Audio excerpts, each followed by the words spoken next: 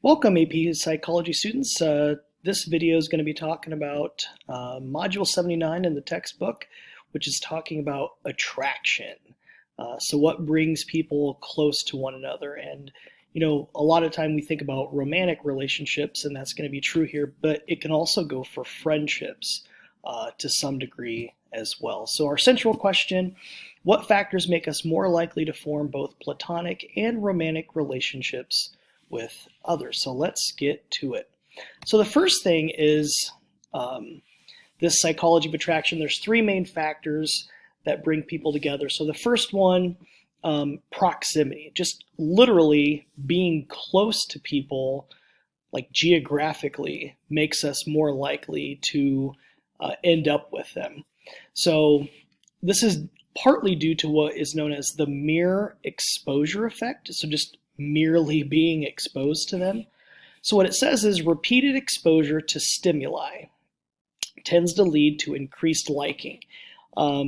So lots of research has been done where they show people faces that they've seen 5 times, 10 times, 50 times, and within reason, if we're talking about similar attractiveness levels, overwhelmingly people tend to prefer the faces that they've seen before more frequently.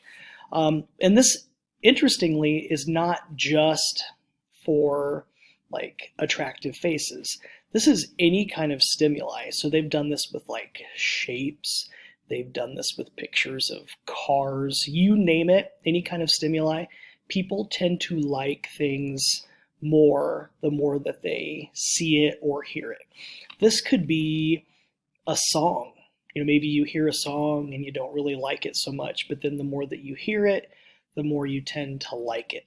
And I'm sure you could think of counter examples like, oh, I got sick of that song or whatever.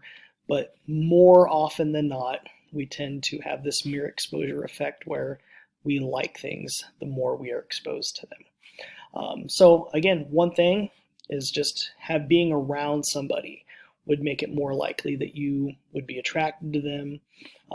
And think about this too. Why could that be?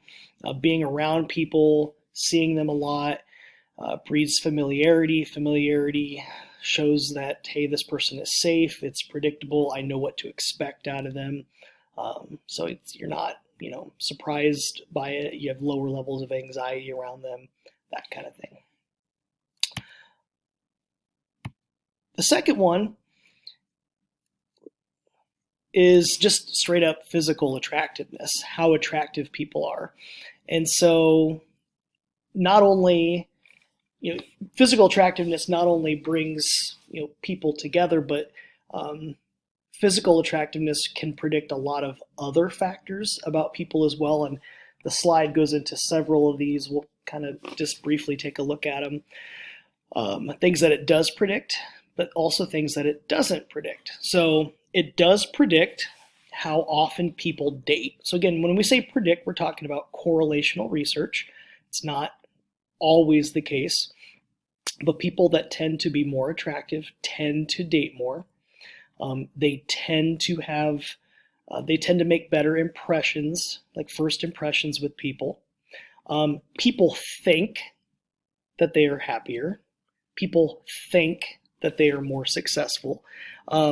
However, when they're actually, people talk with them and do surveys with them, they actually don't score higher on happiness scales. Now, when it comes to success, it's a little bit more complicated. A lot of times we're talking about people with higher levels of attractiveness, they oftentimes will make more money, which is kind of interesting. But again, not related to self-esteem or happiness. Sometimes people that score high here, they report feeling like they're not really sure when people are nice to them. Is it, authentic, or are people just kind of sucking up to them because they're highly attractive? And so there's that dynamic as well. So again, a lot of things that, being attractive brings people together. Finding someone brings people together. Finding someone attractive brings people together, but being attractive also predicts a lot of other things as well. Um, some other things to be aware of as well, and what people find attractive. Understand that it differs a lot from culture to culture. So if you go around the world, things that are found attractive here in the United States might not be found attractive. We're talking about like body shape and size and all kinds of features. They might not be found attractive in other places. That being said, there are some things that are pretty much universal. And so what are those? One is symmetry, so like facial symmetry. And this is thought to be a sign of like good genetics. It's thought to be a sign of health if your left and right side are pretty much equal. Average size features, so average size nose, average size ears, average size, distance between different features. They've done studies where they take like 100 different faces and they kind of make a composite face out of all the 100 of those faces. And what they often find is that once they create that average face, people find the composite face to be more attractive than almost all of the individual faces. So average size features are thought to be attractive. And then kind of sex specific here, women, this is mostly universal, seek men that appear mature, dominant, masculine features, and then signs of affluence or signs of wealth. And then for men, pretty much throughout the world, they seek women that have a youthful appearance. And they think the youthful appearance has a lot to do with youth being a sign of fertility. And this kind of goes back to, again, like evolutionary psychology, which is kind of controversial. But if the goal of dating and mating on a species level is about, procreation and keeping the species going, it kind of makes sense. If you believe in all this kind of stuff, which again, kind of controversial, but if women are seeking a man that will kind of bring in resources and take care of the family, and if men are seeking a woman that can have several babies and kind of spread the male seed, which again is very stereotypical, but this is what evolutionary psychology kind of puts out there. But that's what you would have. So it's interesting theory. Be curious to see what you have, what you think about it. Feel free to talk about it. Bring up questions in class.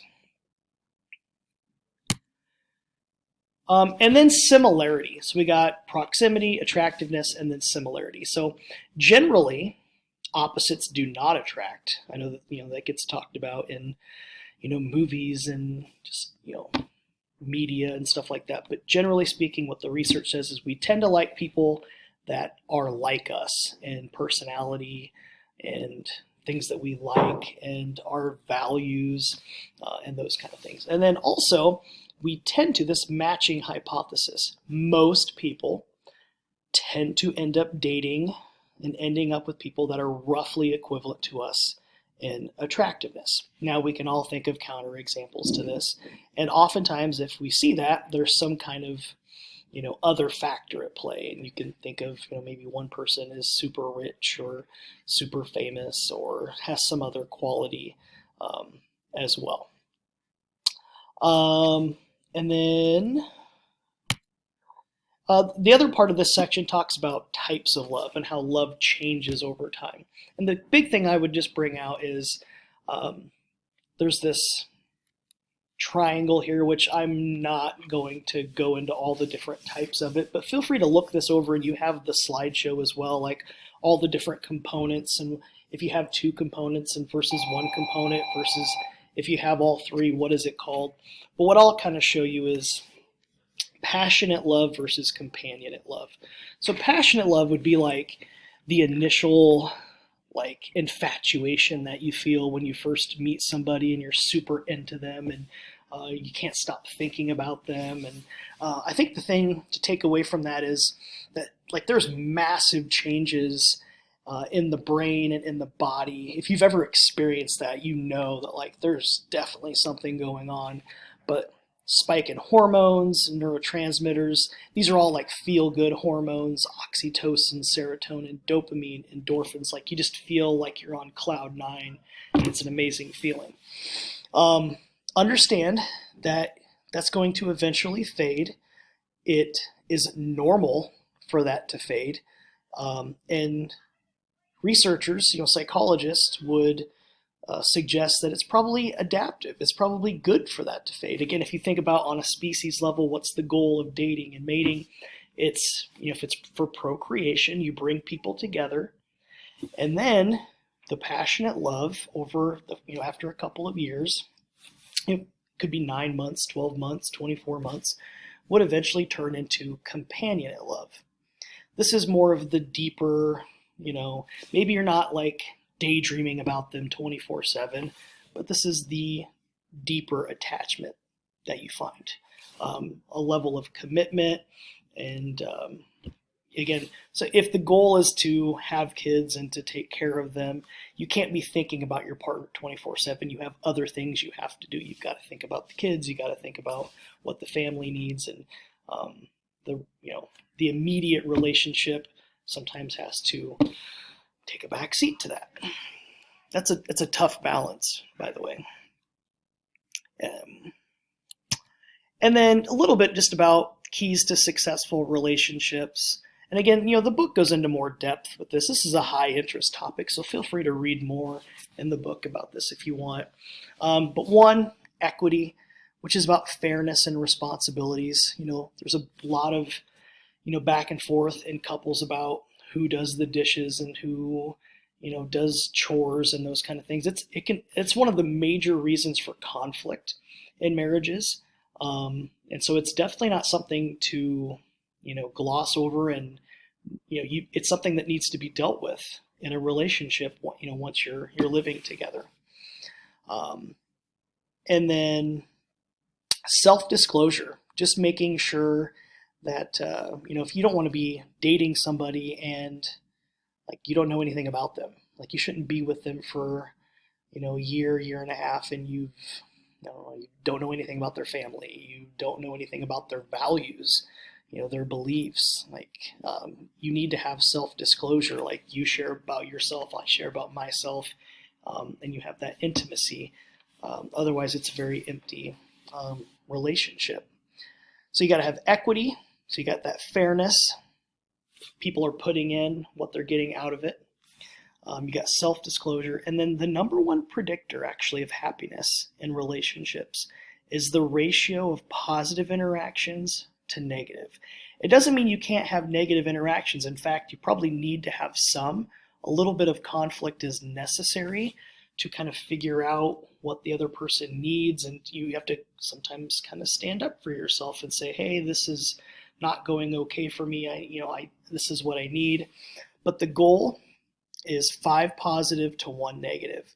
What they found is that any less than that tends to correlate with relationships that are at risk for not working out. So again, just kind of a quick overview of that section. Feel free again to bring questions, and we can kind of go into more depth in class if you'd like, and I look forward to it. So again, thanks guys. We'll see you in class, and see you soon.